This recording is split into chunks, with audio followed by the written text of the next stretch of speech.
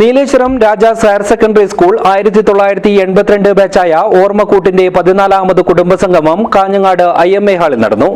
Kerala Sangeetha Nataka academy award ജേതാവും നാടക പ്രതിഭയുമായ B Sasi ഉദ്ഘാടനം ചെയ്തു. This news sponsored by Forever for everyone. Shobhika Weddings, Big Mall, Kanjangad, Kozhikode, Koilandi and Kuttiyadi. Nileshwaram Rajas higher secondary സ്കൂളിലെ 1982 ബാച്ചായ ഓർമ്മക്കൂട്ടിന്റെ 14ാമത് കുടുംബസംഗമമാണ് Kanhangad IMA ഹാളിൽ വെച്ച് നടന്നത്. കേരള സംഗീത നാടക അക്കാദമി അവാർഡ് ജേതാവും നാടക പ്രതിഭയുമായ വി ശശി ഉദ്ഘാടനം ചെയ്തു.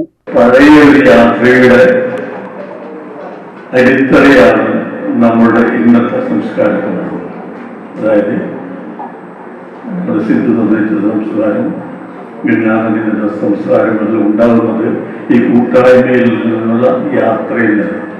മണ്ണും മനുഷ്യരും തമ്മിലുള്ള ബന്ധങ്ങൾ അറിയുന്നത് ഈ യാത്രയിൽ നിന്നാണ്.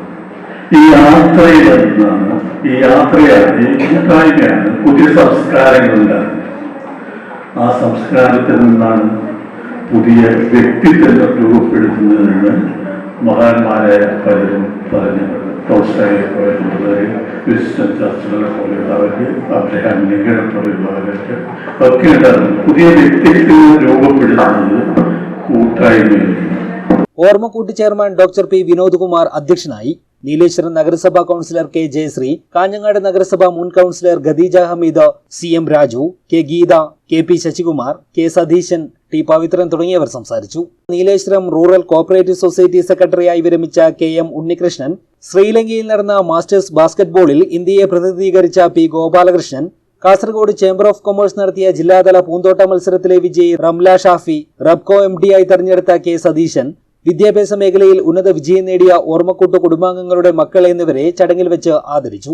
B സുരേശൻ സ്വാഗതവും E വിജയകുമാർ നന്ദിയും പറഞ്ഞു. തുടർന്ന് ഓർമ്മക്കൂട്ടിലെ കലാകാരന്മാരും കലാകാരികളും ചേർന്ന് വിവിധ കലാപരിപാടികളും അവതരിപ്പിച്ചു.